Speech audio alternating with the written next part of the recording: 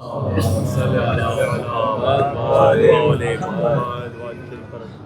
اللہ من قرأ الفاتحہ بسم اللہ الرحمن الرحیم الحمد للہ رب العالمین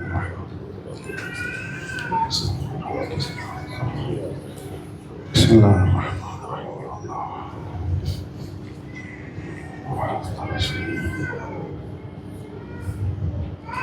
صلوات پڑھیں اور محمد و آل محمد اللہم صلی علی محمد و آل محمد وعجل فرج.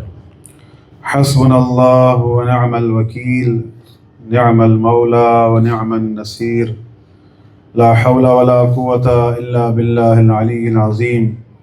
اعوذ باللہ من الشیطان الرجیم بسم اللہ الرحمن الرحیم. الحمد للہ رب العالمین والصلاة والسلام علی سید المرسلین سیدنا و نبینا و شفیعنا و مولانا ابی القاسم محمد. اللہم صلی علی محمد و آل محمد وعجل فرج. وعلى أهل بيته الطيبين الطاهرين المعصومين المظلومين ولعنة الله على أعدائهم أجمعين.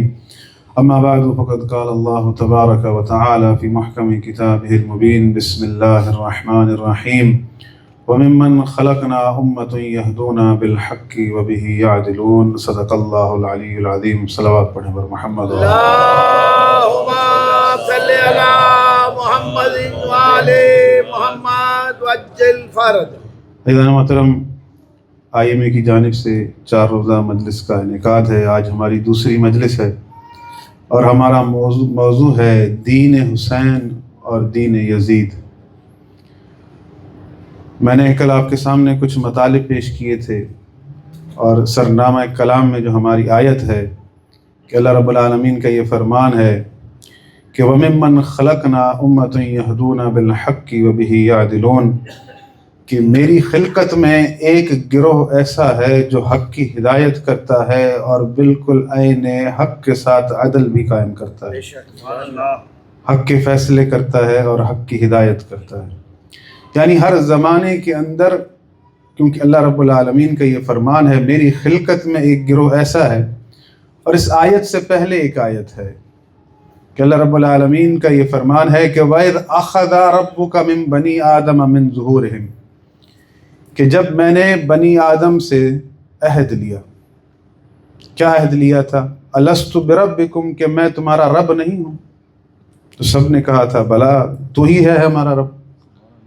قالوا بلا شہدنا علی انفسکم، تاکہ میں تمہارے اوپر شاہد ہو جاؤں.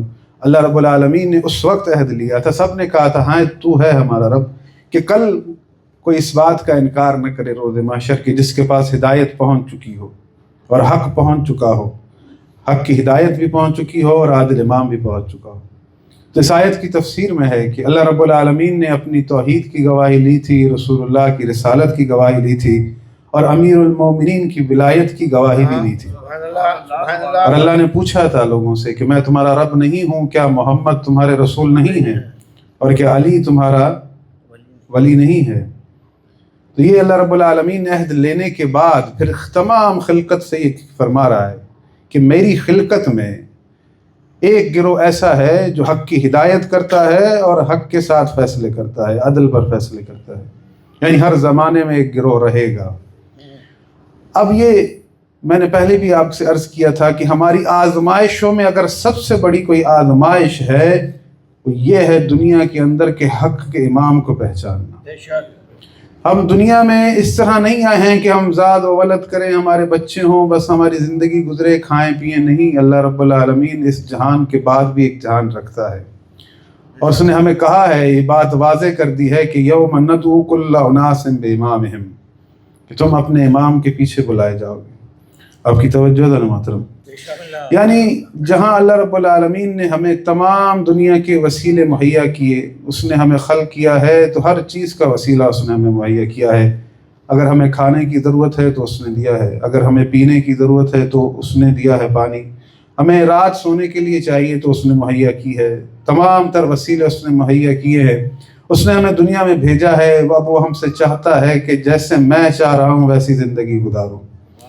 میں چاہ رہا ہوں کہ میری حجت کے زیر سائے زندگی گزاروں. اب وہ مقرر کرے گا، وہ بتائے گا کہ ہمیں کس کی راہ پر چلنا ہے۔ کل میں نے آپ کے سامنے ایک سوال رکھا تھا، آج بھی ایک سوال رکھوں گا کہ یہ بتایا جائے کہ اللہ رب العالمین یہ فرما رہا ہے کہ جو بھی حق بات معلوم ہونے کے بعد، سیدھا رستہ معلوم ہونے کے بعد میرے رسول کی مخالفت کرے گا اور سبیل مومنین کے سوا کسی اور سبیل پر چلے گا، تو جس طرف وہ چلے گا، جس راہ پر وہ چلے گا، ہم چلنے دیں گے اور روز محشر اسے جہنم میں داخل کر دیں گے۔ اب سوال یہ میں نے آپ کے سامنے رکھا تھا کہ اب امام حسین سبیل مومنین پر اگر ہیں تو یزید کس سبیل پر ہے؟ میں کل کی بات اس لیے ریلیٹ کر رہا ہوں کہ تاکہ بات سمجھ میں آ جائے۔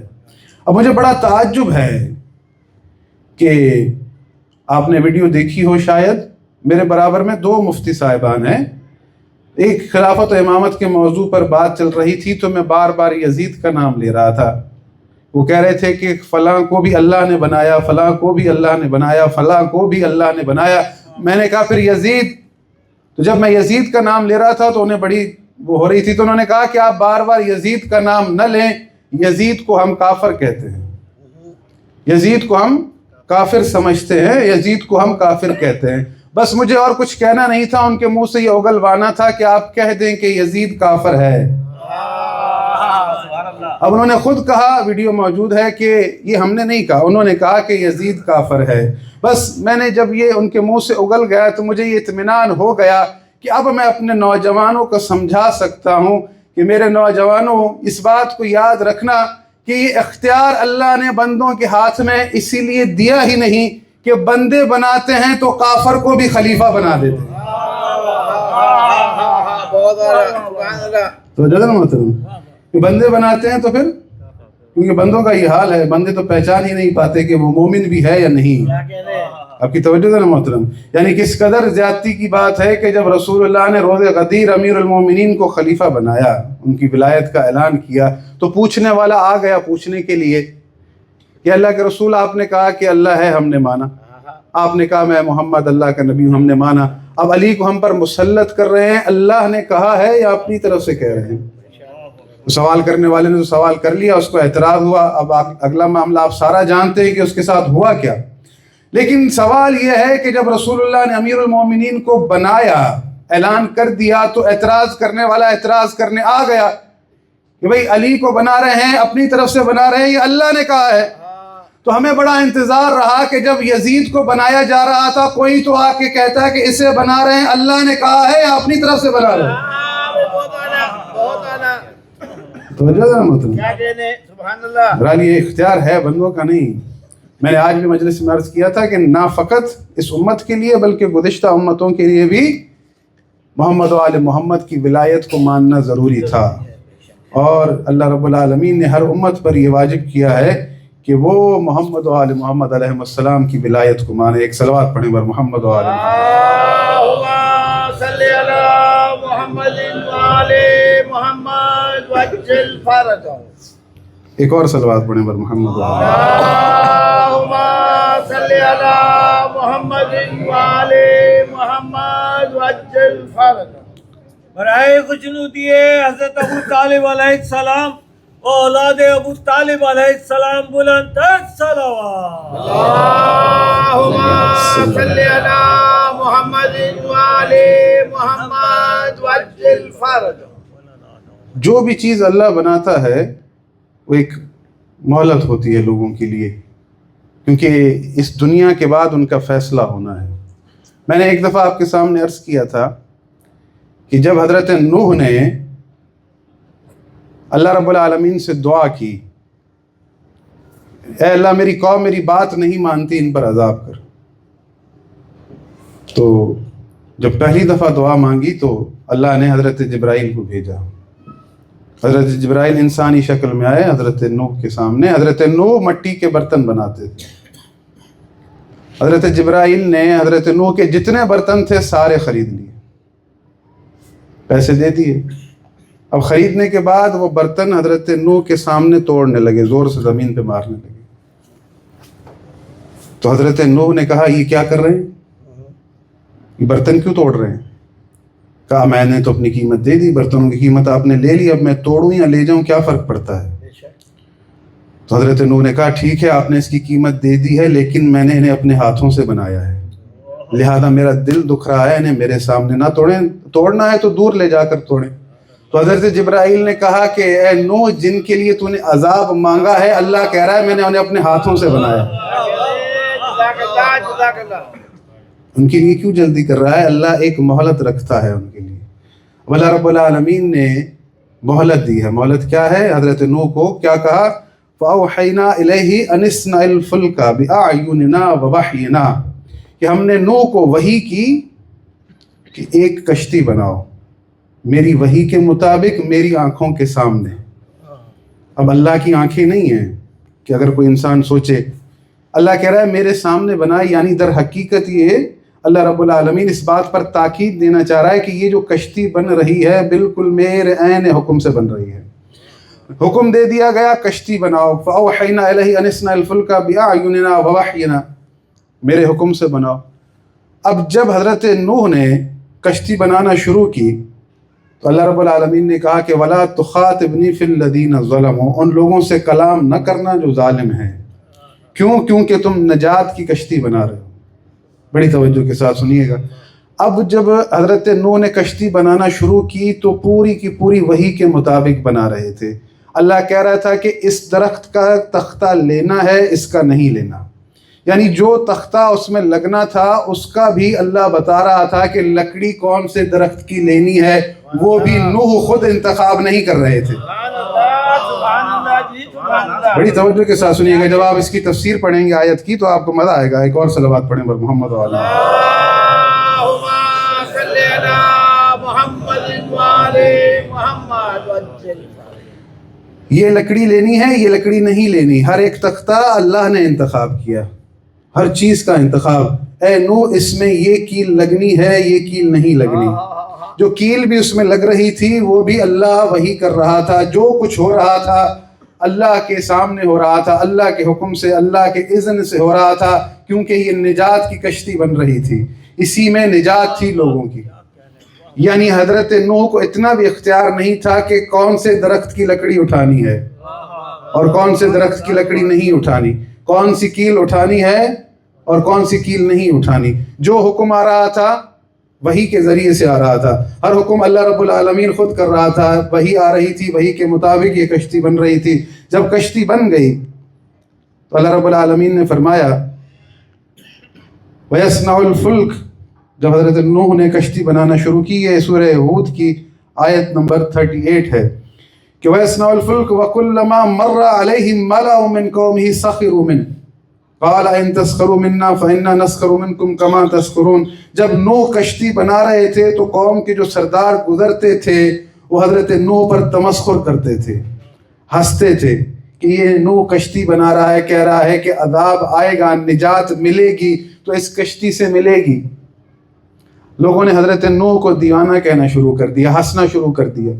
اب کی توجہ دینا محترم، یعنی حضرت نوح بامر اللہ، اللہ کے امر سے نجات کی کشتی بنا رہے ہیں۔ اللہ نے ان لوگوں کو مہلت دی ہے کہ تمہارے سامنے دیکھو کشتی بن رہی ہے، نجات اسی میں ہوگی، لیکن یہ بجائے اس نجات کو سمجھنے کے اس پر تمسخر کر رہے ہیں، اس پر ہنس رہے ہیں کہ یہ نوح کیا کر رہے ہیں کہ کشتی بنا رہی ہے، بھلا ایسا کون سا طوفان آئے گا جو سب کچھ بہا کے لے جائے گا۔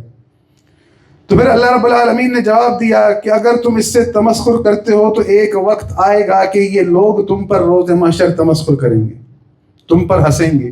جن لوگوں نے حضرت نوح کی کشتی کا مذاق بنایا، اللہ نے کہا ایک دن تمہارا مذاق بھی بنایا جائے گا۔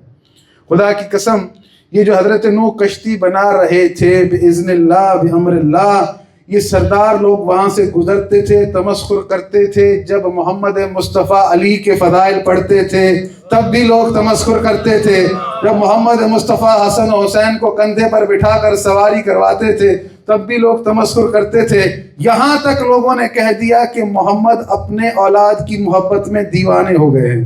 نعوذ باللہ۔ کیا کہنے لگے؟ پریشان تو نہیں ہے ذرا محترم؟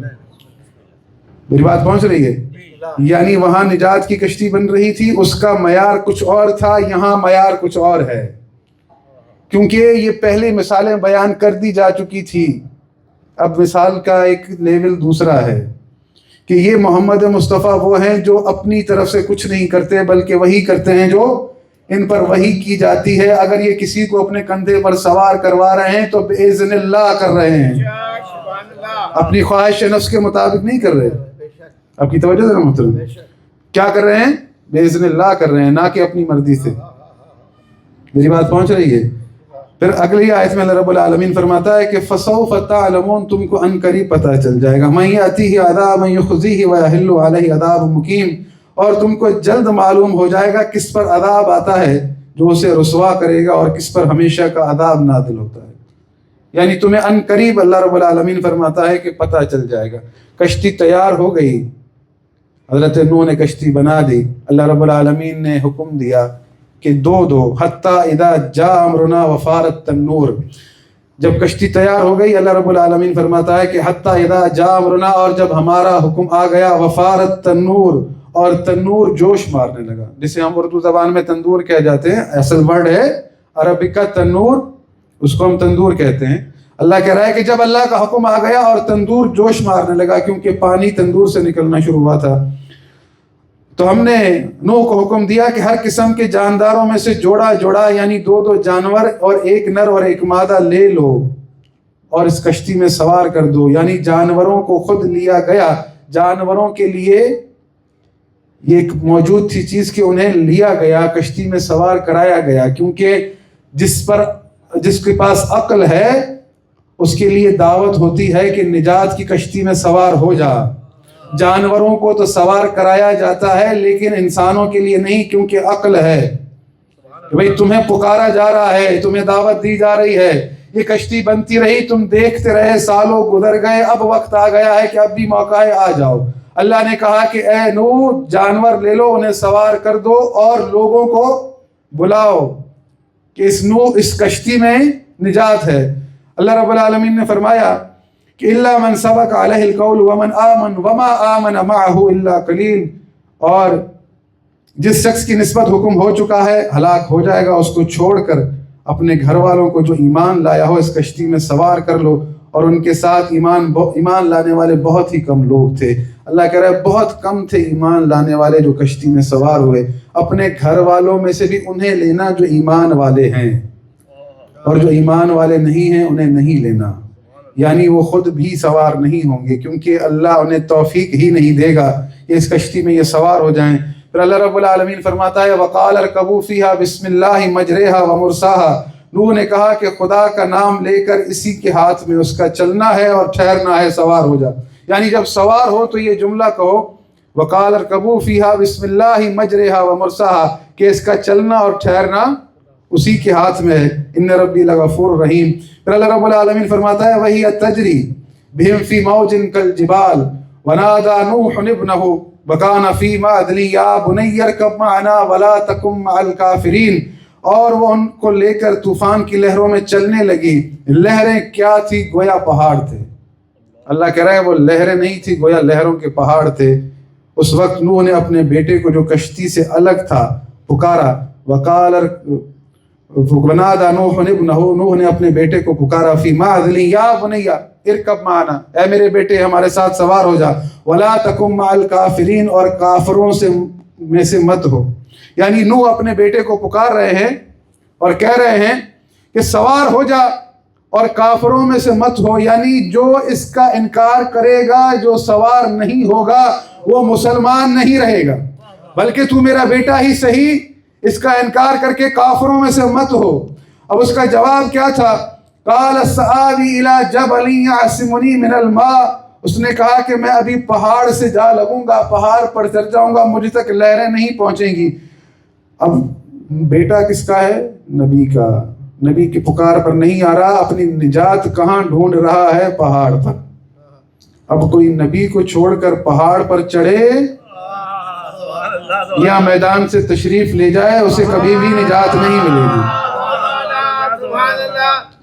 بھلے وہ بیٹا ہی کیوں نہ ہو. اب کیا کہا گیا؟ قال صاحب الی جبل یعصمنی من الماء. انہوں نے کہا کہ آج خدا کے عذاب سے کوئی بچانے والا نہیں اور کوئی نہیں بچ سکتا مگر جس پر خدا رحم کرے. اتنے میں دونوں کے درمیان لہر حائل ہو گئی اور وہ ڈوب کر رہ گیا. وکانا من المغرقین، غرق ہونے والوں میں سے ہو گیا. نوح کا بیٹا تھا لیکن نجات کی کشتی کا انکار کیا. اس بیٹے ہونے نے کوئی فائدہ نہیں دیا، بلکہ اللہ کیا کہہ رہا ہے؟ فکانا من المغرقین، وہ غرق ہونے والوں میں سے ہو گیا. اب جس نے حسین کی کشتی کا انکار کیا، وہ رسول کا رشتہ دار ہو یا رسول کا دوست ہو یا ساتھی ہو، اسے نجات نہیں مل سکتی. توجہ ہے نا محترم، کیونکہ جسے اللہ نجات کی کشتی قرار دے، اس کے سوا اگر کوئی اپنی نجات ڈھونڈے تو اسے نہیں ملے گی. پھر اگلی آیت میں اللہ رب العالمین فرماتا ہے کہ وکیل یا ارض ابلعی ماءکی ویا السماء واقلعی وغیض الماء وقضی الامر واستوت علی الجودی وکیل بعدا للقوم الظالمین. اور حکم دیا گیا کہ اے زمین اپنا پانی نگل جا، اور اے آسمان تھم جا. تو پانی خشک ہو گیا اور کام تمام کر دیا گیا. کشتی کوہ جودی پر جا ٹھہری اور کہہ دیا گیا کہ وکیل بعدا للقوم الظالمین، قوم ظالمین پر اللہ کی لعنت. اللہ رب العالمین نے اس نجات کی کشتی کو ایک کنارے لگا دیا، جو اس میں تھے وہی بچ پائے. یہ مثال اللہ رب العالمین نے ہمیں قرآن میں دی ہے کہ اللہ رب العالمین نے یہ فرمایا ہے کہ ایک نبی جسے ہم نے کہا، ہم نے اپنی آنکھوں کے سامنے، ہم نے اپنے حکم و امر سے ایک کشتی بنوائی، اس کا انکار کرنے والا اس کا بیٹا ہی تھا، انکار کی وجہ سے غرق ہو گیا، نجات نہ پا سکا. اب اللہ رب العالمین نے اس امت کے لیے ایک نجات کی کشتی بنائی ہے اور مثال دی ہے. رسول اللہ نے فرمایا ہے مثل اہل بیتی، میرے اہل بیت کی مثال ایسی ہے کمثل سفینۃ نوح، کہ نوح کے سفینہ کے جیسی. فمن رکبھا نجا، جو اس پر سوار ہوا نجات پا گیا. ومن تخلف عنہا فقد غرق، اور جس نے اس کا انکار کیا وہ غرق ہو گیا. اب عزیزان محترم، سوال یہ ہے کہ حسین جیسے امام کی موجودگی میں، جسے رسول اللہ نے کہا تھا کہ ان الحسین مصباح الہدی و سفینۃ النجات، کہ حسین ہدایت کا چراغ ہیں اور نجات کی کشتی ہیں، اس حسین کی موجودگی میں لوگ راضی کیسے ہو گئے یزید پر؟ آپ کی توجہ ہے نا محترم. یہ سوال میں نے کیا تھا، آج اس مجلس میں پھر دوہرا رہا ہوں، آج تک کسی نے جواب نہیں دیا. لوگ کہتے ہیں کہ جنہیں ہم مانتے ہیں وہ سب کے سب عدول ہیں، ہدایت کے ستارے ہیں، ان کا ہر عمل عدل ہے، وہ ہدایت کے ستارے ہیں، جس نے ان کی پیروی کی ہدایت پا گیا.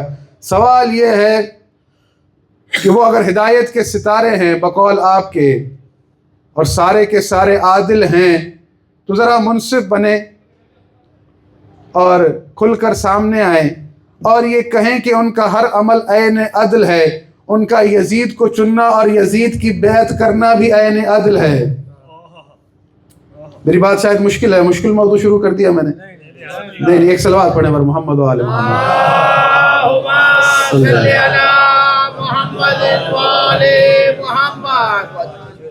بھئی اللہ کہا جاتا ہے نا کہ ہدایت کے ستارے ہیں. بھئی سوال یہ ہے کہ جب ہدایت کے ستارے موجود تھے اور جو ہدایت کا ستارہ نہیں ہے، اللہ کے رسول نے فرمایا ہے آپ کے بقول کے جس نے بھی کسی ایک ستارے کی پیروی کی وہ نجات پا گیا. تو جب ہدایت کے ستارے موجود تھے تو ایک ہدایت کے ستارے نے ایک تابعی کو اپنا ولی عہد بنایا ہے اور ہدایت کے ستاروں سے بیعت کروائی ہے. بھئی بقول آپ کے اب یزید کو تو ان کی بیعت کرنی چاہیے تھی، جہاں اتنے صحابہ موجود تھے جلیل القدر، ہدایت کے ستارے موجود تھے، پھر ہدایت کے ستاروں کی موجودگی میں یزید جیسا کافر کیسے آ گیا؟ جسے آپ کافر کہتے ہیں. پھر ہدایت کے ستارے کو ہی آنا چاہیے تھا. یعنی پتہ کیا چلا کہ آپ خود میں ہی منصف نہیں ہیں کہ اپنے عقیدے میں. ہم تو امام حسین کی بات کر ہی نہیں رہے، اتنے اور لوگ موجود تھے، وہ کیوں نہ آئے؟ میری بات پہنچ رہی ہے نا محترم؟ تو اللہ رب العالمین نے جو یہ نظام بنایا ہے، ہم سے کیا کہا ہے؟ اللہ رب العالمین کا ایک طریقہ کار ہے. اس نے کیا فرمایا ہے کہ میں نے جانور خلق کیے ہیں، کہ میں نے گدھے خلق کیے ہیں، میں نے گھوڑے خلق کیے ہیں. کس لیے خلق کیے ہیں؟ لترکبوہا وزینہ، تاکہ ان میں تم سواری کرو، ان کے اندر زینت ہے. اللہ رب العالمین نے فرمایا ہے کہ میں اور بھی سواریاں خلق کروں گا جانوروں کا ذکر کیا ہے کہ تمہارے لیے تمہارا سامان اٹھاتے ہیں، دور دراز لے جاتے ہیں پہاڑوں پر، جانور خلق کیے گئے ہیں کہ ان کے اوپر سواری کرو۔ اللہ نے کہیں نہیں کہا کہ میں نے گدھے اس لیے خلق کیے ہیں کہ تم ان کو چن کر بٹھا دو۔ پریشان تو نہیں ہو رہے بھائی؟ میں یزید کی بات کر رہا ہوں نا۔ اللہ نے کہا ہے کہ یہ تمہارے لیے زینت ہیں، ان کے اوپر سواری کرنی ہے، ان کا کام یہی ہے۔ تو جہاں اللہ رب العالمین نے راہ ہدایت فراہم کی ہے، آیت موجود ہے کہ ہم نے ہر زمانے میں ایک میری خلقت میں گروہ ہے جو حق کی ہدایت کرتا ہے، جو حق کے فیصلے کرتا ہے۔ رسول اللہ کا فرمان بھی موجود تھا کہ رسول اللہ نے فرمایا کہ ان الحسین مصباح الہدیٰ و سفینۃ النجات، کہ حسین ہدایت کا چراغ ہے اور نجات کی کشتی ہے۔ جب رسول اللہ کا فرمان بھی موجود تھا، پھر کیوں حسین کو چھوڑ دیا گیا؟ پھر کیوں حسین تنہا ہو گئے؟ میں نے کل کچھ چیزیں آپ کے سامنے کلیئر کی تھی کہ امام حسن والا معاملہ، صلح والا معاملہ، اور ایک چیلنج بھی دیا تھا کہ کوئی شخص یہ ثابت نہیں کر سکتا کہ کربلا میں آنے والے جو لوگ تھے ان میں سے کوئی ایک ایسا ہو جو امام حسین کو خلیفۃ اللہ و خلیفۃ الرسول مانتا ہو۔ کوئی ایسا نہیں۔ اللہ رب العالمین نے انہیں جب بنایا اس زمانے میں بنایا کہ ابھی کائنات کی تخلیق ہوئی ہی نہیں تھی۔ بعض لوگ کہتے ہیں کہ 12 کا ذکر کہاں ہے؟ میں چاہ رہا تھا کہ ایک تمہید باندھ کے آپ کو یہاں تک لے کے آؤں کہ اللہ رب العالمین نے کہاں ذکر کیا ہے 12 کا۔ حالانکہ بہت ساری آیات ہیں، وقت رہا تو انشاءاللہ میں آپ کے سامنے پیش کروں گا، لیکن ایک آیت ہے، اس کے لیے غور و فکر ہم کریں گے تو انشاءاللہ ہمیں بات سمجھ میں آ جائے گی۔ کہ سورہ توبہ کی آیت نمبر 36 ہے کہ اللہ رب العالمین فرماتا ہے کہ ان عدۃ الشہور عند اللہ 12 شہرا فی کتاب اللہ یوم خلق السماوات والارض منہا 4 حرم ذالک الدین القیم، کہ اللہ رب العالمین فرماتا ہے کہ میں نے 12 مہینے قرار دیے جب میں نے زمین و آسمان کو خلق کیا۔ زمین و آسمان کو اللہ نے کب خلق کیا ہے وہ اللہ ہی جانتا ہے، میں خلقت آدم کی بات نہیں کر رہا۔ اللہ کہہ رہا ہے کہ میں نے جب زمین و آسمان کو خلق کیا تو میں نے 12 مہینے قرار دیے، جس میں سے 4 حرمت والے ہیں۔ اللہ رب العالمین زمین کی خلقت کے وقت کا ذکر کر رہا ہے کہ اس وقت میں نے 12 مہینے قرار دیے، ان عدۃ الشہور۔ پھر اللہ رب العالمین اگلی آیت میں فرماتا ہے کہ ذالک الدین القیم، میرا دین ان پر استوار ہے، میرا دین ان پر قائم ہے۔ بڑی توجہ کے ساتھ یہ جو ہم مہینے گنتے ہیں، محرم، صفر اور ساری، یہ کافر، یہودی، عیسائی پہلے سے جانتے تھے کہ یہ 12 مہینے ہیں، اور اللہ رب العالمین کہہ رہا ہے کہ ہم نے 12 مہینے قرار دیے جب ہم نے زمین و آسمان کو خلق کیا۔ قرار دینے کا مقصد کیا تھا؟ ہم نے اس وقت قرار دیے کہ جب ہم نے زمین و آسمان کو خلق کیا۔ اب یہ اس آیت سے ساری چیز واضح ہو جائے گی۔ اللہ نے ان کی قرار دینے کا وقت بتایا، پھر کہا کہ ذالک الدین القیم، میرا دین ان پر استوار ہے، میرا دین ان پر قائم ہے۔ اب جو لوگ کہتے ہیں کہ یہ جو مہینے ہیں یہ انہی کے لیے ہے کہ محرم، صفر، یہ رمضان، یہ سارے مہینے ہیں، یہ آیت اسی کے لیے ہے کہ اللہ نے کہا ہے۔ اب سوال یہ ہے کہ اللہ کہہ رہا ہے کہ میرا دین ان مہینوں پر قائم ہے۔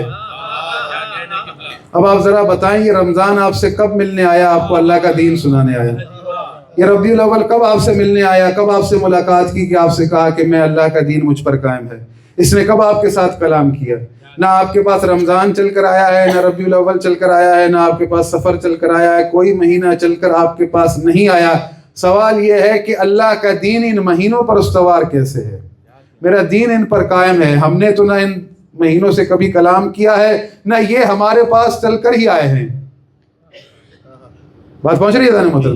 نہ ہی ہمارے پاس چل کر آئے ہیں، نہ کبھی ہم ان کے پاس گئے۔ اللہ کہہ رہا ہے کہ میرا دین ان کے اوپر استوار ہے۔ ذالک الدین القیم فلا تظلموا فیہن انفسکم، تم ان کے ساتھ کبھی بھی ظلم نہ کرنا۔ نا محترم، مہینوں کے ساتھ کوئی ظلم کر سکتا ہے کیا؟ کوئی سمجھ سکتا ہے کہ جائے رمضان کو قتل کر دے یا سفر کو قتل کر دے یا اس طرح کا کچھ کرے؟ لیکن خدا کی قسم اس کی جب آپ تفسیر پڑھیں گے نا، تفسیر ہر امام سے حدیث موجود ہے، انہوں نے کہا کہ اللہ رب العالمین کا یہ فرمان ہے کہ ان عدۃ الشہور، کہ ہم نے 12 مہینے قرار دیے۔ دیکھیں قرآن میں جب آپ مہینوں کی جمع دیکھتے ہیں تو وہاں لفظ شہور نہیں ہے بلکہ کیا ہے؟ اشہر. الحج اشہر معلومات. مہینہ، شہر کہتے ہیں مہینے کو، مہینے کی جمع ہے اشہر. لیکن آپ لغت میں دیکھیں گے جب شہور آ جاتا ہے تو اس کی معنی مہینہ نہیں رہتی، اس کی معنی بدل کر ہو جاتی ہے شہور یعنی حکیم و عالم. اللہ کہہ رہا ہے کہ جب میں نے زمین و آسمان کو خلق کیا تب میں نے 12 عالم قرار دیے، 12 عالم قرار دیے، 12 معلم قرار دیے، 12 عالم قرار دیے، 12 معلم قرار دیے، 12 وہ جو حکمت رکھتے ہیں میں نے وہ قرار دیے. منہا اربعۃ حرم. امام فرماتے ہیں منہا اربعۃ حرم سے مراد یہ ہے کہ اللہ کہہ رہا ہے کہ 4 ایسے ہیں کہ جن کا نام میں نے اپنے نام پر رکھا ہے، 4 ایسے ہیں کہ جن کا نام علی ہے. پہلے کون ہے؟ مولا علی. دوسرے کون ہے؟ امام زین العابدین. تیسرے کون ہے؟ امام علی رضا. اور چوتھے امام علی نکی. امام فرماتے ہیں کہ یہ 4 ایسے ہیں ان میں سے جن کے نام علی ہیں. منہا اربعۃ حرم. اللہ کہہ رہا ہے کہ میں نے اپنے نام سے ان کا نام رکھا ہے. اور یہ بات واضح ہوتی ہے کہ یہ 4 جدا ہیں، ان کے نام علی ہیں، باقیوں کے نام جدا ہیں. اللہ رب العالمین یہ کہہ رہا ہے کہ میں نے 12 عالم قرار دیے ہیں. اب اس آیت کی تفسیر میں حدیث لکھی ہے. ایک شخص تھا جو کہ کوفہ سے آیا، امام کا صحابی تھا. امام نے کہا کہ آج کل تم ہمارے پاس آ نہیں رہے. کہا مولا میں کوفہ تھا. کہا کوفہ میں کیا دیکھا؟ کہا کوفہ میں آپ کے چچا زید کو دیکھا کہ وہ قرآن ہاتھ میں لیے کھڑے تھے اور کہہ رہے تھے کہ اس کا وارث میں ہوں. تو اس کا ایمان تھوڑا ڈاواڈول ہو گیا تھا کہ شاید کہیں وہ تو امام نہیں ہیں. تو امام نے کہا کہ تم نے قرآن پر شک کر لیا ہے کیا؟ امام نے اس سے کہا کہ تو نے قرآن پر شک کر لیا ہے کیا؟ امام نے اپنی بات اپنی زبان سے نہیں منوائی. امام نے اس وقت سامنے کھجوریں رکھی تھی، ایک کھجور اٹھائی اور کھائی. کھانے کے بعد گٹھلی کو زمین کے اندر اپنے انگوٹھے سے پیوست کر دیا. اسی وقت ایک تناور درخت نکلا جس پر پھل لگے تھے، کھجور لگے تھے. امام نے اس شخص سے کہا کہ اس میں سے کھجور توڑ. اس شخص نے کھجور توڑی. امام نے کہا کہ اب اس کو کھول. جب اس نے کھولا، جو اندر کھجور کے سفید حصہ ہوتا ہے، اس سفید حصے پر ایک طرف لکھا ہوا تھا لا الہ الا اللہ محمد الرسول اللہ علی ولی اللہ. اس کے دوسرے حصے پر لکھا تھا اس کے بعد آنے والے جتنے ائمہ ہیں سب کے نام لکھے تھے. امام نے اس معجزے کے ذریعے سے اس پر واضح کر دیا کہ وہ جو 12 ہیں جنہیں اللہ نے قرار دیا ہے وہ ہم 12 کے سوا کوئی اور نہیں ہو سکتا. جنہیں ہم کہیں اس کے علاوہ کوئی بن ہی نہیں سکتا. دعویٰ کر سکتا ہے کوئی، لیکن اللہ اگر کسی کو قرار دے رہا ہے تو ان کو قرار دے رہا ہے جن کے نام رسول اللہ نے بتائے، جن کی وصیت رسول اللہ نے کی ہے. آپ کی توجہ ذرا محترم، میری بات پہنچ رہی ہے؟ ایک صلوات پڑھیں بر محمد و آل محمد.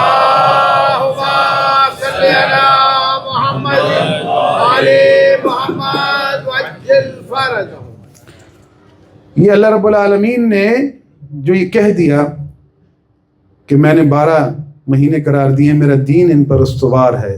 دین کس طرح سے استوار ہے کہ کس طرح یہ دین کے وارث ہیں؟ کیونکہ ان کے پاس اسلام کی، قرآن کی، رسول اللہ کی تمام تر جتنی بھی وراثت ہے ان کے پاس ہے. ایک بہت مشہور موٹیویشنل اسپیکر ہے نعمان علی خان. بات پہنچ رہی ہے ذہن محترم؟ ان کی ویڈیو آئی تھی، میں نے اس کے جواب میں ایک جواب بھی ریکارڈ کروایا تھا. انہوں نے ایک بات کہی، بہت لاکھوں میں ان کے فالوور ہیں، لوگ ان کو سنتے ہیں، حافظ قرآن بھی ہیں، USA کے ہیں. انہوں نے کہا کہ رسول اللہ نے کبھی بھی قرآن کی کوئی تفسیر نہیں کی، آیت کی تفسیر میں کوئی کامنٹ نہیں دیا. آپ کو صحابہ کا کامنٹ مل جائے گا، صحابہ کی رائے مل جائے گی. رسول اللہ نے کبھی قرآن کی تفسیر نہیں کی. اگر وہ قرآن کی تفسیر کرتے تو آج تک زندہ ہوتے، کیونکہ قرآن اتنی بڑی عظیم کتاب ہے. اگر رسول اللہ تفسیر بیان کرتے تو آج تک زندہ ہوتے. اور انہوں نے تفسیر نہیں کی بلکہ لوگوں پہ چھوڑا کہ وہ خود غور فکر کریں اس پر. اب یعنی اتنی عظیم کتاب کہ خود زبان سے مان بھی رہے ہیں کہ رسول اللہ اگر اس کی تفسیر کرتے تو آج تک زندہ ہوتے. اب اگر آپ کو رسول اللہ کی بات سمجھ آئی ہوتی کہ رسول اللہ یہ کہہ کر گئے ہیں کہ میں تمہارے درمیان قرآن اور اہل بیت چھوڑے جا رہا ہوں، تو آپ یہ بات نہ کہتے کہ رسول اللہ اگر تفسیر کرتے تو آج تک زندہ ہوتے. آپ کی توجہ ہے نا محترم.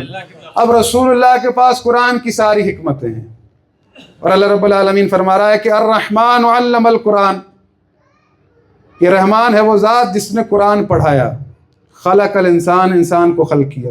علمہ البیان، اور اسے بیان کا علم دیا. آپ کی توجہ ہے نا محترم. امام رضا فرماتے ہیں کہ اللہ رب العالمین کا سورہ رحمان میں یہ فرمانا کہ الرحمن علم القرآن، علم القرآن سے مراد ذات محمد مصطفیٰ ہے جسے اللہ نے قرآن پڑھایا ہے. پھر اللہ رب العالمین فرماتا ہے خلق الانسان، ہم نے انسان کو خلق کیا. علمہ البیان، جسے بیان کا علم دیا. اس سے مراد ہمارے جد علی ابن ابی طالب ہیں کہ جنہیں اللہ رب العالمین نے بیان کا علم دیا. قرآن رسول اللہ کو پڑھایا. اب یہ جو میں نے بات آپ تک پہنچائی کہ انہوں نے کہا کہ رسول اللہ نے قرآن کی کبھی تفسیر نہیں کی. رسول اللہ قرآن کی ساری تفسیر جانتے تھے، قرآن کی ساری حکمتیں جانتے تھے. اب جو ان کے سامنے ذہن تھے، کیا ان کی ذہنی کیپیسٹی اتنی تھی کہ بیک وقت، کیا ان کی اتنی ذہنی کیپیسٹی تھی کہ بیک وقت وہ قرآن کی ساری حکمتیں سمجھ جاتے؟ بھئی محمد مصطفیٰ تو قرآن کی ساری حکمتیں جانتے ہیں، لیکن اگلے ذہن کی کیپیسٹی ہے ہی نہیں کہ وہ رسول اللہ کی ساری حکمتوں کو سمجھ سکے. اب کی توجہ ہے نا محترم. یعنی جب اللہ رب العالمین جو بات کرتا ہے حکمت سے بات کرتا ہے. اللہ کے رسول جو عمل کرتے ہیں حکمت سے کرتے ہیں. رسول اللہ نے قرآن پہنچایا، جتنے ذہن سمجھ سکتے تھے، جتنی ان کی لیول تھی اتنا پہنچایا کہ بھئی تمہاری لیول اتنی ہے. کیونکہ یہ وہ لوگ ہیں، کسی نے 30 سال، کسی نے 40 سال، کسی نے 50 سال، کسی نے 60 سال جہالت کی زندگی گزاری ہے. اب یہ مسلمان ہوا ہے، لیکن ان کے بعد آنے والی جو نسلیں ہیں، ان کے بعد جو ان کی اولادیں پیدا ہوں گی، اولادوں کے بعد اولادیں پیدا ہوں گی، وہ مسلمانوں کے گھر میں پیدا ہوں گی. ان کا عقل رشد کرے گا، ان کا ذہن رشد کرے گا، ان کے سوالوں میں اضافہ ہوگا. جب سوالوں میں اضافہ ہوگا تب جواب دیا جائے گا. ابھی ان کی ذہنی صلاحیت ہے ہی نہیں کہ سارے جواب سن سکیں. اسی لیے رسول اللہ نے فرمایا تھا کہ انا مدینۃ الحکمت وعلی بابھا، کہ میں حکمت کا شہر ہوں اور علی اس کا دروازہ ہے. رسول اللہ یہ کہہ کر جا رہے ہیں کہ میں تمہارے پاس قرآن لایا ہوں، اگر اس کی حکمتوں کو سیکھنا ہے تو علی کے دروازے پر آنا. یعنی ایک حکیم عالم کے بعد دوسرا عالم جو قرآن بیان کر سکے، جو قرآن کی تعلیم دے سکے، جس کے پاس قرآن کی ساری حکمتیں ہوں. یہ بیک وقت ممکن ہی نہیں تھا لوگوں کو سارا قرآن ڈیلیور کیا جاتا، قرآن کی حکمتیں پہنچائی جاتی. آپ یہ تو تسلیم کر چکے کہ اگر رسول اللہ قرآن کی تفسیر کرتے تو آج تک زندہ ہوتے. یہ بات آپ نے تسلیم کر لی. تو ہم یہی تو دنیا کو کہتے ہیں کہ محمد دنیا سے گئے کب ہیں. آپ کو یہ بات ماننے میں کیا حرج ہے کہ محمد اپنے بعد محمد دے کر گئے ہیں، اپنے بعد وہ عالم دے کر گئے ہیں، وہ حکیم دے کر گئے ہیں کہ جس کے پاس اللہ کا دین جس پر استوار ہے، اللہ کا دین جس پر استوار ہے، کہ ان کے پاس تمام کے تمام علوم ہیں. عزیزان محترم، یہ جو بات کہی جاتی ہے کہ امیر المومنین تمام انبیاء سے افضل ہیں، رسول اللہ کے بعد انبیاء سے بھی افضل ہیں، تو بہت سخت اعتراض ہوتا ہے کہ کفر ہے کہ انبیاء سے کسی کو افضل کہنا. بھئی یہ بات اگر میں کہہ رہا ہوں تو اس کے پیچھے کیا دلیل ہے؟ کیا واقعی امیر المومنین افضل ہیں یا نہیں ہیں؟ بھئی دلیل کیا ہے؟ کس طرح سے افضل ہیں؟ معیار کیا ہے؟ وہ تو ٹھیک ہے، بات کی بات ہے، لیکن جو لوگ اعتراض کرتے ہیں انہیں سوچنا چاہیے. آپ کے پاس بھی لکھ رکھا ہے کہ جب رسول اللہ معراج پر گئے تھے، انبیاء کی جماعت نے رسول اللہ سے ملاقات کی. رسول اللہ نے ان سے پوچھا کہ بتاؤ تمہیں نبوت کس بنا پر ملی ہے؟ بتاؤ تمہیں نبوت کس بنا پر ملی ہے؟ تو انہوں نے کہا کہ ہم نے اسے واحد مانا، آپ کی رسالت کو مانا اور علی کی ولایت کو مانا، تب نبی بنے ہیں.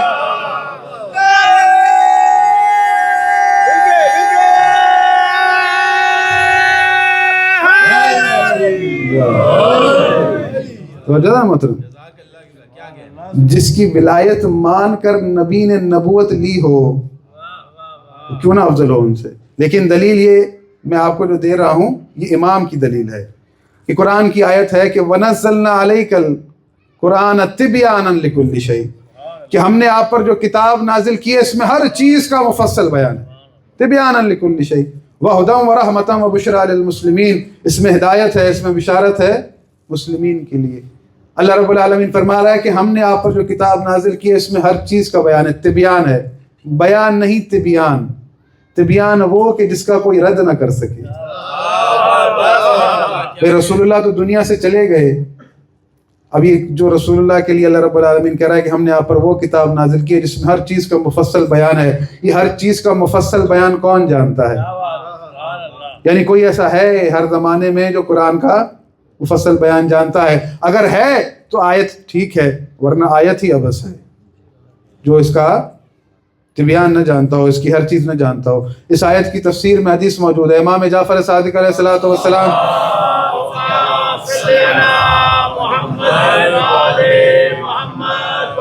اپنے صحابی سے پوچھا، یہ در حقیقت ہماری تربیت کے لیے، مجھے بتاؤ تمہارے شہر کے لوگ امیر المومنین کو انبیاء سے افضل سمجھتے ہیں یا کمتر سمجھتے ہیں؟ تو اس نے کہا کہ مولا میرے شہر کے لوگ انبیاء کو مقدم رکھتے ہیں، کہتے ہیں کہ انبیاء افضل ہیں، علی ان سے افضل نہیں ہیں۔ تو امام نے کہا کہ تم ان کا جواب قرآن سے کیوں نہیں دیتے؟ بولا قرآن سے جواب کیسے دیں؟ اب امام سکھا رہے ہیں انہیں کہ قرآن سے جواب کیسے دیں۔ کون سی ہیں مولا وہ قرآن کی آیتیں جن سے ہم انہیں جواب دیں؟ امام نے کہا کہ میں آیتیں پڑھتا ہوں، تم یاد کرتے جانا۔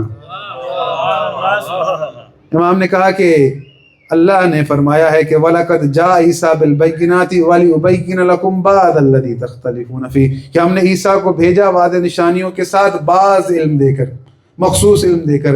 اللہ نے موسیٰ کو بھیجا بعض علم دے کر۔ حضرت یوسف کے لیے فرمایا وَلِنُعَلِّمَهُ مِن تَأْوِيلِ الْأَحَادِيثِ، کہ ہم نے یوسف کو تعویل احادیث کا علم دیا۔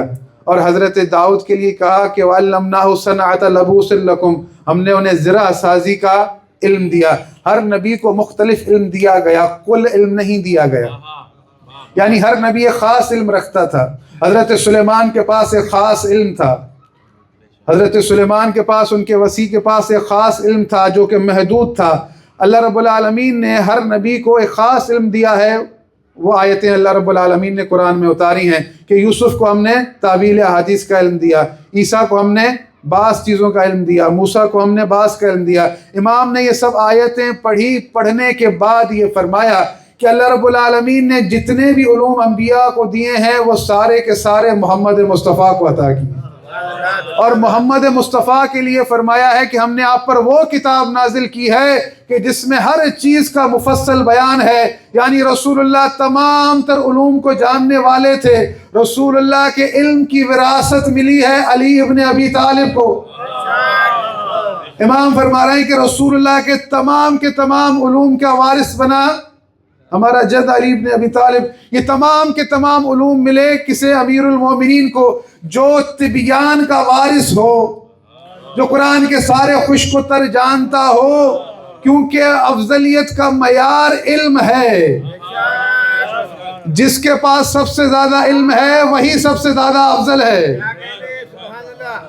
توجہ نا محترم، جس کے پاس سب سے زیادہ علم ہے وہی سب سے زیادہ افضل ہے۔ کہ جب انبیاء کے پاس خاص علم تھا، اگر امیر المومنین کے سامنے بھی وہ آ جاتے تو امیر المومنین کے علم کے آگے ان کا علم نہ چلتا، کیونکہ وہ تمام علوم کے جاننے والے تھے۔ اللہ رب العالمین نے انسانوں کے لیے ہر زمانے میں ایسا فرد رکھا ہے، جیسا کہ میں نے آپ کے سامنے آیت پیش کی ہے، جو ہدایت کرتا ہے تو ہدایت کرنے والے کے لیے ضروری یہ ہے کہ اس کے پاس علوم بھی ہوں۔ تو وجہ نا محترم، اگر علوم نہیں ہوں گے تو ہدایت کیسے کرے گا؟ اگر آپ سوال پوچھیں گے اور وہ کہے کہ مجھے نہیں پتا یا کل بتاؤں گا، تو پھر کیا کریں گے؟ بلکہ اسے تو ایسا ہونا چاہیے جو ممبر سے کہے سلونی سلونی قبل ان تفقدون، مجھ سے پوچھو کہ میں تمہیں بتاؤں۔ ان لوگوں کی اتنی ذہنی کیپیسٹی نہیں تھی کہ وہ تمام کے تمام علوم سمجھ سکتے، اسی لیے اللہ نے در علم دکھا دیا۔ اب بڑے افسوس کی بات ہے، نہ اللہ چاہتا تھا نہ محمد مصطفیٰ چاہتے تھے کہ ہم در در بھٹکتے پھریں، در در بھٹکتے پھریں کہ لوگوں سے پوچھتے پھریں۔ اب بڑے افسوس کی بات ہے، یہ حقیقت ہے، اس سے جو ہے نا آنکھیں چرائی جا نہیں سکتی کہ ایک محدث کبھی مصر کا سفر کر رہا ہے، کبھی کوفہ کا سفر کر رہا ہے، اور کبھی مدینے کا سفر کر رہا ہے، کبھی مکے کا سفر کر رہا ہے کہ فلاں جگہ فلاں تابعی رہتا ہے، اس سے جا کے ملتا ہے، تو نے صحابی کے ساتھ وقت گزارا ہے، مجھے رسول کی حدیث سنا، پھر وہ لکھ رہا ہے فلاں نے فلاں سے کہا، فلاں نے فلاں سے کہا، فلاں نے فلاں سے کہا، تب جا کے ایک چیز جمع ہوئی۔ حال یہ ہے کہ جو نماز رسول اللہ نے 23 سال پڑھی ہے، اسی نماز میں ہاتھ باندھنے کے 15 طریقے ہیں، ہاتھ باندھنے کے 15 طریقے ہیں۔ توجہ ہے نا محترم، لیکن کتنے افسوس کی بات ہے، ارے بھائی بلا وجہ کیوں کبھی اس شہر کبھی اس شہر، کبھی فلاں تابعی کبھی فلاں تابعی، کیوں در بدر بھٹکتے پھر رہے ہو؟ تمہارے سامنے زین العابدین موجود ہیں، ان کے پاس جاؤ، ان سے پوچھو کہ یہ بتاؤ تمہارے بابا حسین کیسے نماز پڑھتے تھے؟ یعنی کوئی ان سے پوچھ نہیں رہا، کوئی ان سے نہیں پوچھ رہا۔ امام زین العابدین موجود ہیں، کربلا میں امام باقر موجود تھے، کوئی امام باقر سے پوچھتا آپ کے بابا علی زین العابدین کیسے نماز پڑھتے تھے؟ کوئی آ کر امام زین العابدین سے پوچھتا آپ کے بابا حسین کیسے نماز پڑھتے تھے؟ کیا حسین نے رسول اللہ کو نماز پڑھتے نہیں دیکھا تھا؟ سبحان اللہ۔ رسول اللہ نے تو وصیت کی تھی کہ میں تمہارے درمیان قرآن اور اہل بیت چھوڑے جا رہا ہوں۔ اب اس در کو چھوڑنے کا نتیجہ کیا نکلا؟ در در لوگ بھٹکتے رہے۔ تو خدا کی قسم حال یہ ہے کہ اس قدر انسان پستی میں چلے گئے، مذاق مذاق میں شادیاں بھی ہو جاتی ہیں اور مذاق مذاق میں طلاقیں بھی ہو جاتی ہیں۔ بھئی یہ تو کوئی ڈھکی چھپی بات نہیں ہے، دیکھ لیں سوشل میڈیا پر، بھئی ڈراموں میں جو یہ بندہ کہتا ہے مجھے تجھ سے ایک نکاح قبول ہے، مذاق مذاق میں نکاح بھی ہو گیا اور مذاق مذاق میں طلاقیں بھی ہو رہی ہیں۔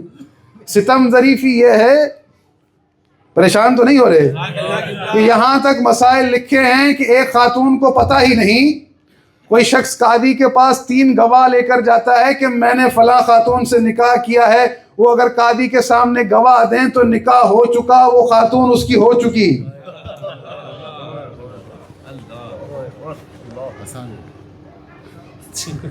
یعنی کس قدر یہ باتیں سخت ہیں کہ دین کے ساتھ کیا ہوا، صرف کس لیے کہ جو گھر رسول اللہ نے دکھایا تھا، جو گھر علم کا، جو گھر حکمت کا، جو رسول اللہ نے دکھایا تھا، اسے چھوڑ دیا گیا۔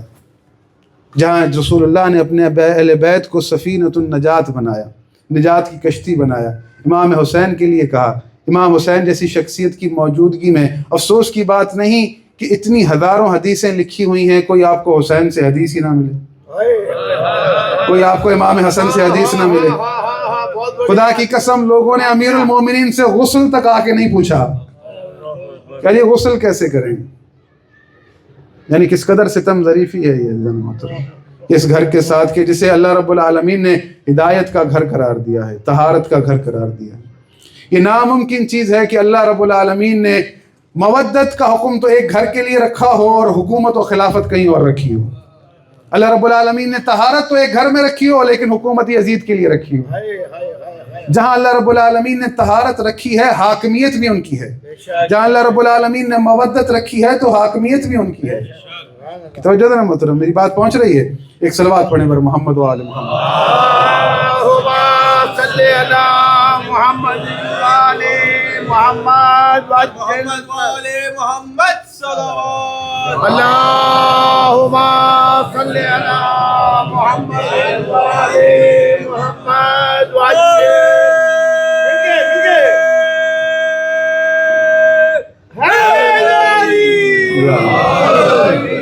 یعنی کس قدر یہ ستم ظریفی ہے کہ اس گھر کو چھوڑ دیا گیا۔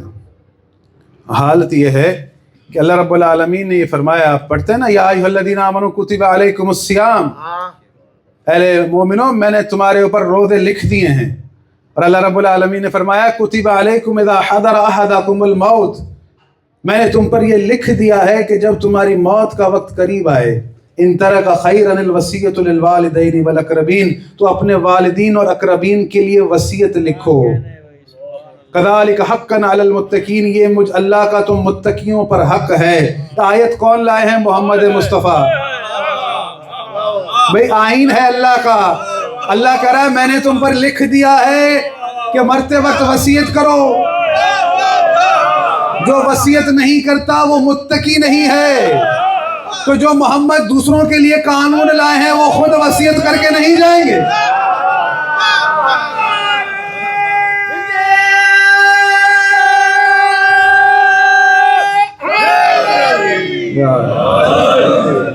بھئی رسول اگر وصیت نہ کریں، اللہ کہتا ہے یا ایھا الذین آمنوا لما تقولون ما لا تفعلون، اے لوگوں جو ایمان لائے ہو وہ بات ہی کیوں کرتے ہو جو عمل نہیں کرتے. جو رسول دنیا کے لیے آئین لائے ہیں اور کہہ رہے ہیں کہ خبردار دیکھو وصیت کے بغیر مت مرنا، اگر وصیت کے بغیر مرو گے تو جاہلیت کی موت مر گئے. اور اللہ کہہ رہا ہے میں نے تم پر واجب کر دیا ہے. اللہ نہیں چاہتا کہ ایک گھر میں فساد ہو، ایک گھر میں ایک شخص کے بچے ہیں، بیٹیاں ہیں، اللہ اسے یہ چاہتا ہے کہ وصیت کر کے جا، تجھے کس سے کتنا دینا ہے، تو نے کس سے کتنا کیا لینا ہے، لکھ کر جا، فساد ڈال کر نہ جا. یعنی ایک عام شخص، ایک عام ایمان لانے والا، اللہ اسے اتنی تقاضا کر رہا ہے تو وہ محمد مصطفیٰ جو اللہ کا دین لے کر آیا ہے وہ اپنے دین کی وصیت نہیں کریں گے. وہ اپنے بعد اپنے بچوں کے لیے وصیت نہیں کریں گے کہ ان کے بچوں کو باہر کے لوگ بتائیں گے کہ آپ اپنے بابا کے وارث نہیں ہیں. یعنی کس قدر سنگین بات ہے یہ. عزیزان محترم یہ بات یاد رکھیے گا. یہ اللہ رب العالمین نے فرمایا ہے، میں نے آیت پڑھی ہے کہ میں نے تم پر لکھ دیا ہے وصیت، تمہاری موت کے وقت سے پہلے وصیت تم کر کے جاؤ. میں نے سنا ہے اس ملک کا آئین ہے، قانون ہے کہ جو بغیر ول کے جاتا ہے اس کی وراثت تقسیم نہیں ہوتی. دیکھیں یہ لوگ بھی سمجھتے ہیں اس بات کو کہ کیونکہ اس نے وصیت نہیں لکھی حق نہیں بنتا کہ اس کی جائیداد تقسیم کی جائے، یعنی اس بات کو برا سمجھا جاتا ہے. یہ لازمی ہے، یہ عقلی تقاضا ہے. تو اپنے بچوں کے ساتھ آپ زیادتی نہ کیا کریں، اپنی وصیت کو لکھ کر رکھا کریں. لازمی اپنی وصیت یہ نہ سوچے. بعض اوقات ہمیں ایسا لگتا ہے شاید ہمیں ابھی موت نہیں آئے گی، لیکن واللہ کچھ پتہ نہیں. یہ ہمارا گمان ہوتا ہے، ہم بھول جاتے ہیں. لیکن یہ لازمی چیز ہے، اس بات کو معمولی نہ لیں. ضروری ہے، اللہ نے واجب کیا ہے کہ میں نے لکھ دیا ہے تم پر. یعنی بغیر وصیت کے جو دنیا سے جا رہا ہے وہ متقی نہیں ہے. اپنی ول آپ کے پاس ہونی چاہیے، آپ کے تکیے کے نیچے ہونی چاہیے. یہ لازمی ہے کیونکہ اس چیز کو بیان کیا ہی نہیں گیا کس قدر مہم ہے. یعنی دین اسلام مذاق نہیں ہے. اللہ رب العالمین نے ہر ایک چیز کا کرائٹیریا دیا ہے کہ آپ کے اوپر واجب کیا ہے کہ اپنی وصیتوں کو آپ لکھیں. اگر وصیت نہیں لکھیں گے تو آپ کی اولاد کے لیے مسئلے مسائل ہیں. اپنی اولاد کو اس طرح نہ چھوڑ کر جائیں. ہر چیز لکھیں، میں نے کس کو کتنا دینا ہے، کس سے کتنا لینا ہے. ہر چیز آپ کی مینٹین ہونی چاہیے، ورنہ پھر کیا ہوتا ہے، بہت سے مسائل ہوتے ہیں. میں یہی سنے میں نے اسی ملک کے اندر کہ فلاں بندہ وصیت کر کے نہیں گیا تھا، بچوں کو کچھ نہیں ملا. اب بچے کو کچھ نہیں ملے گا، یہ بچہ پیچھے سے دعا کرے گا والدین کے لیے یا بد دعا کرے گا؟ کیا ان کے پیچھے کرے گا؟ خیر کی دعا کرے گا. بلکہ وہ کہے گا انہوں نے میرے ساتھ زیادتی کر دی، گئے تو میرے لیے وصیت نہ کر کے گئے. لیکن آپ کا دین اتنا عظیم ہے، آپ کے رسول دنیا سے گئے ہیں تو وصیت کر کے گئے ہیں، اور ان کی وصیت یہ تھی کہ میں تمہارے درمیان قرآن اور اہل بیت چھوڑے جا رہا ہوں. آپ کی توجہ تھا نا محترم. اور جہاں رسول اللہ نے اتنی وصیت کی اسی کہ میں تمہیں ڈراتا ہوں اپنے اہل بیت کے معاملے میں کہ ان پر زیادتی نہ کرنا، ان سے پر ظلم نہ کرنا. اور اللہ نے بھی کہا کہ میں نے انہیں اس وقت قرار دیا ہے جب میں نے زمین و آسمان کو خلق کیا ہے. ان کے ساتھ زیادتی نہ کرنا، ان پر ظلم نہ کرنا. وہ شخصیتیں ہیں کہ جنہیں اللہ نے علم دے کر دنیا میں بھیجا ہے. کبھی بھی دین حسین اور دین یزید برابر نہیں ہو سکتا. آپ کی توجہ ہے نا محترم. بس ایک آخری بات کر کے آپ کی زحمتوں کو تمام کر رہا ہوں، مصائب کے چند جملے. کہ ایک دفعہ ایسا ہوا، میں چاہ رہا ہوں کہ یہ بات پہنچ جائے. لائیو بھی چل رہی ہے لیکن کیا ہے، دلیل ہے، دلیل کو سننا چاہیے. میں ایک مجلس پڑھ رہا تھا، میں نے آیت پڑھ دی کہ جب جنگ احد کا قصہ ہوا، استسعدون ولا تلوون علی احد والرسول، اس وقت کو یاد کرو جب رسول تمہیں پکار رہے تھے اور تم تشریف لے کر جا رہے تھے. مومنین نے داد دی. ایک مومن اٹھ کے کھڑے ہو گئے, پیشے سے وکیل تھے. تو میں نے انہوں نے ایک سوال کیا, قبلہ آپ نے خیانت کی. خیانت کیسی خیانت؟ کہا کہ آپ نے یہ آیت تو پڑھ دی کہ وہ تشریف لے گئے تھے, لیکن اگلی آیت میں اللہ کہہ رہا ہے ہم نے انہیں معاف کر دیا, تو آپ نے یہ آیت کیوں نہیں پڑھی؟ میں نے کہا کہ یہ آپ کا سوال بالکل ٹھیک ہے, میں آپ کو وضاحت دیتا ہوں. یہ ابتدائی جنگ تھی. اللہ نے کہا کہ میں نے تمہیں معاف کر دیا کیونکہ وہ معرفت تمہاری نہیں ہے, تم پہچان نہیں سکی وہ ابھی محمد کیا ہے. لیکن بعد میں جو جنگیں ہوئی ہیں حال وہی رہا.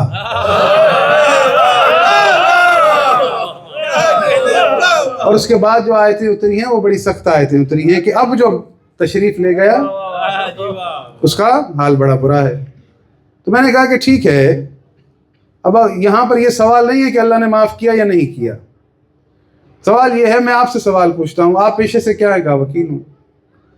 کہا کہ میں نے سوال کیا کہ اگر کوئی فوجی جنگ سے تشریف لے جائے, اپنی جان کو اپنے وطن سے مقدم رکھ لے, تو ہمارے ملک کا آئین کیا کہتا ہے, اس کے ساتھ کیا کیا جائے گا؟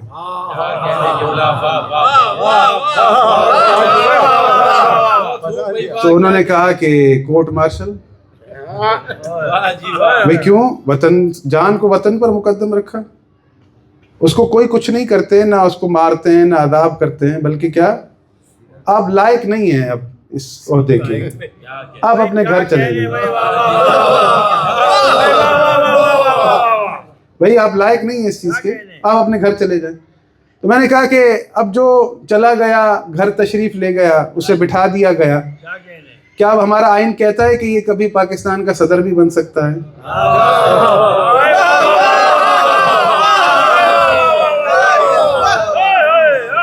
میں نے کہا یہ تو ناممکن ہے, اب ان کو یہ عہدہ نہیں مل سکتا. بہت خوب بھائی, کیا کہہ رہے ہیں, اب ان کو یہ عہدہ نہیں مل سکتا. پوری دنیا میں یہی قانون ہے.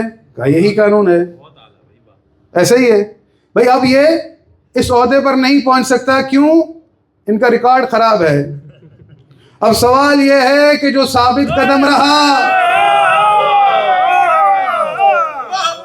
اور جو تشریف لے گیا وہ صدر کیوں بنا ہے؟ توجہ ذرا محترم, مجھے لگ رہا ہے آپ پریشان ہو رہے ہیں.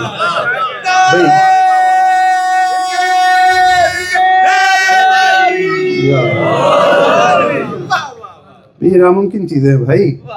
بھائی آپ کی, بھائی بتاؤ, یہ اگر ایسا ہو جائے, کوئی جنگ سے گیا ہو اور ملک کا صدر بن جائے, وکیل صاحب کیا کریں گے؟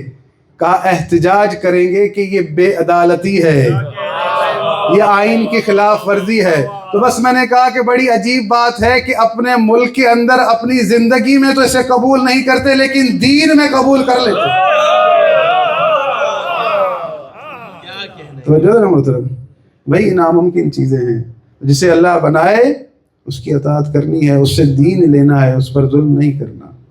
لیکن خدا کی قسم جن کی مودت اللہ نے واجب کی ہے, کیا امام کے جملے ہیں, خدا کی قسم اس جملے پہ اگر ساری زندگی رویا جائے نا تب بھی حق ادا نہ ہوگا. امام نے فرمایا کہ اللہ نے ہماری مودت کا حکم قرآن میں دیا تھا, اگر وہ ہم پر ظلم کرنے کا بھی حکم دیتا نا تو تب بھی ہم پر لوگ اتنا ظلم نہ کرتے جتنا مودت کا حکم دینے کے بعد.